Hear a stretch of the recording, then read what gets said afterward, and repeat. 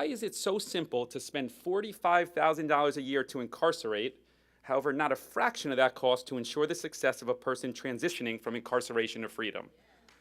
Americans,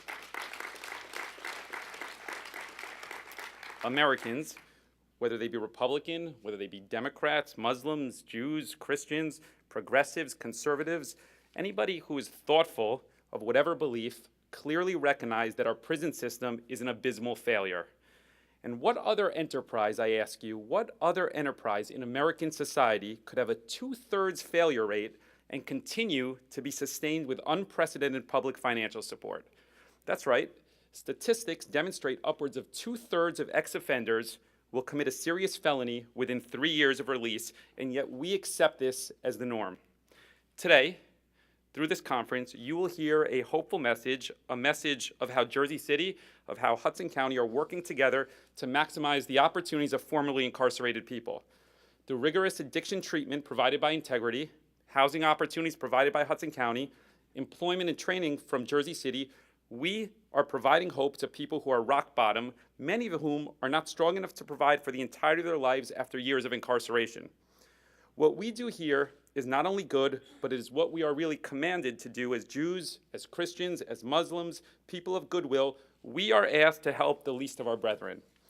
In this season of Passover, when we commemorate the ancient Israelites' difficult passage from Pharaoh's slavery to the Promised Land, let us not delude ourselves as to the ease of that proposition. Indeed, it is really incarceration which is easy and secure. What we propose today is not that. It's far messier, it's uncertain, but I think we all recognize that it is clearly ennobling. And with 97% of inmates ultimately returning to civil society, our answer to them shall and should be, we will do what is not easy, what is not certain, and we will strive through the difficult process of making people whole again to rejoin society. I think that we are required to ask more of ourselves, more of ex-offenders, and more of society as a whole. As Pope Francis washed the feet of prisoners last year, I want to say that this year, on this Holy Thursday, we also have a deep responsibility to help those who want to change the criminal narratives of their lives. That is the hope of Passover, that's the gift of Easter, and the promise of today's conference. I say thank you all for believing.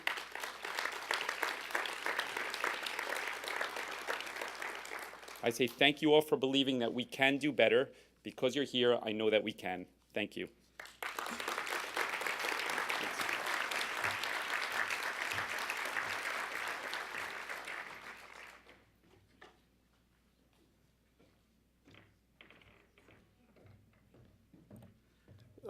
The next speaker is someone not only possesses the fancy degrees from Princeton and Harvard and really bright fellow.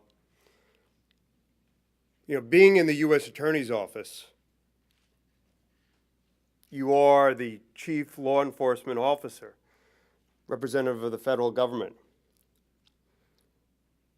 But what I find special about this person, about this exceptional man, is that he instituted a prison reentry program on the federal level.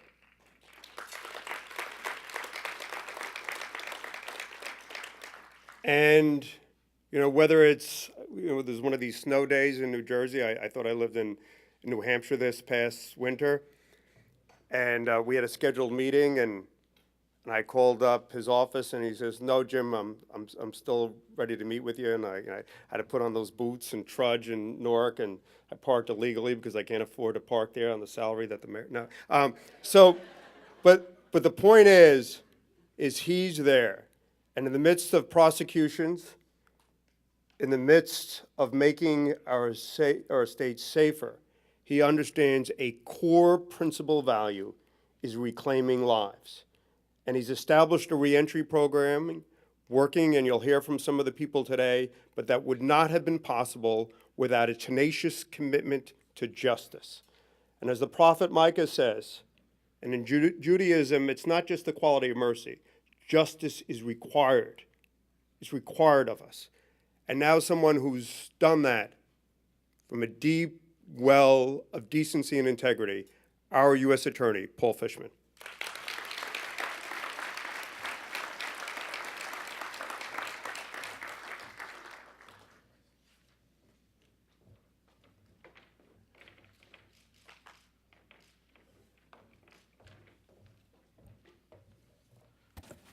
Thank you, Jim, for that ridiculously nice and over-the-top introduction. If you want to come up and do it again, that would be fine. I want to thank you and Mayor Fulop for having the vision and the commitment to organize this conference and for bringing us all together. The program looks incredible, and my only regret is that another commitment I have this morning won't let me stay after my speech. But this topic is so critical and so central to the mission of my office and to the United States Department of Justice that I am really, really honored that you asked me to take the opportunity to kick off the program by highlighting what the Justice Department is doing across the country, and in particular what we're doing here in New Jersey in federal court. Every other Tuesday at 5 o'clock in the afternoon, about 24 people come to a courtroom on the second floor of the Martin Luther King Jr. Federal Courthouse in Newark. At first, it really looks like a lot of other proceedings in that courthouse. A federal magistrate judge, my friend Madeline Cox-Arleo, who is here at table 2, sits on the bench. In what we call the well of the courtroom, at the 2 tables that are usually occupied by lawyers or their clients, there are a couple of lawyers from the Federal Public Defender's Office, 4 or 5 people from the U.S. Attorney's Office, and at least 1 or 2 or 3 people from the United States Probation Office. Behind them, sitting on benches usually occupied by spectators, are about 15 other people.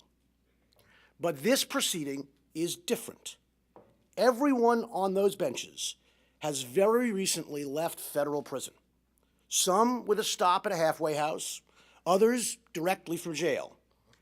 And one by one, each of them is called to the front of the courtroom and sits down at one of the tables to talk to the judge. "How is your daughter?" she asks one. "Tell me about your new apartment," she inquires of another. "Can we help you print your resume? Do you want a lawyer to help you get a payment plan so you can get your driver's license back? Do you have to leave early today to get to class?" And finally, the last question she asks, "What do you need from us?"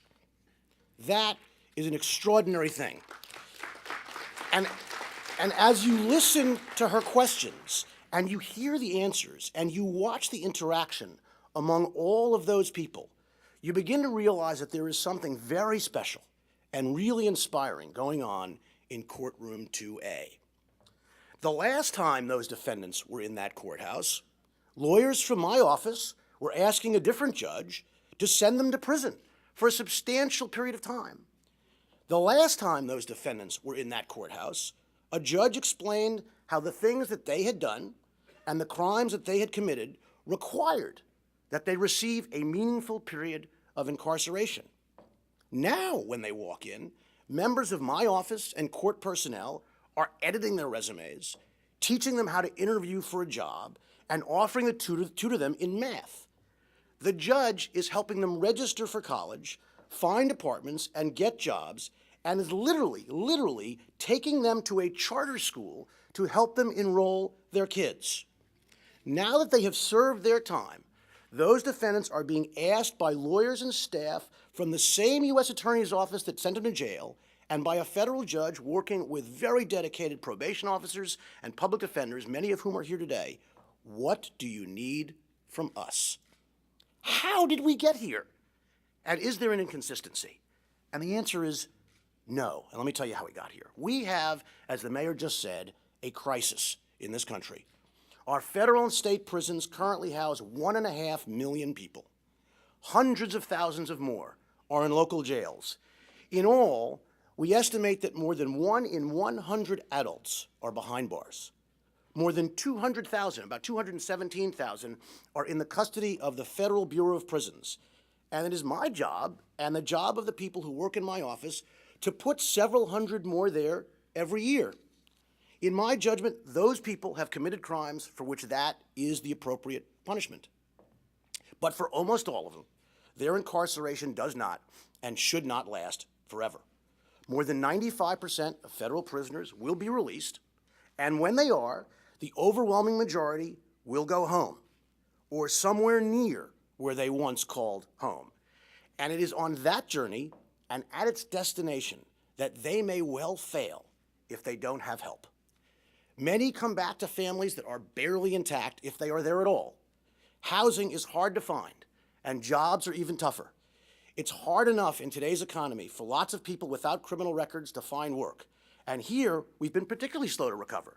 Imagine what it's like for those just out of prison to compete in that environment. And then add in the educational obstacles. Of the 20 fastest growing occupations in this country, 13 require a post-secondary education. But only 22% of prisoners have any post-secondary experience, compared to more than half of the rest of us. 2 in 5 prison and jail inmates, 40%, lack a high school diploma or its equivalent. And even when ex-offenders get a job, they face an uphill battle. A report from the Pew Charitable Trust found that past incarceration reduced subsequent wages by more than 10%, cut annual employment, and reduced yearly earnings by more than that. And it turns out that the ability to find a job after being released from prison is one of the greatest predictors of success on the outside. But without the foundations that the rest of us work so hard to build and to maintain, that many of us, quite frankly, take for granted, the recently released are often alone, tempted by their past lives, sometimes still on the hook of an addiction, and too frequently with too few alternatives to falling or stumbling back into a life that they want to avoid if they can. So it's hardly surprising that so many fail. In fact, as the mayor just said, nationally, 2 out of every 3 people released from state prison will be arrested again within 3 years of their release. Half of those released will end up back in prison in that same time. Released federal prisoners do a little better. They have a 40% chance of being rearrested or having their supervision revoked, which would send them back to prison.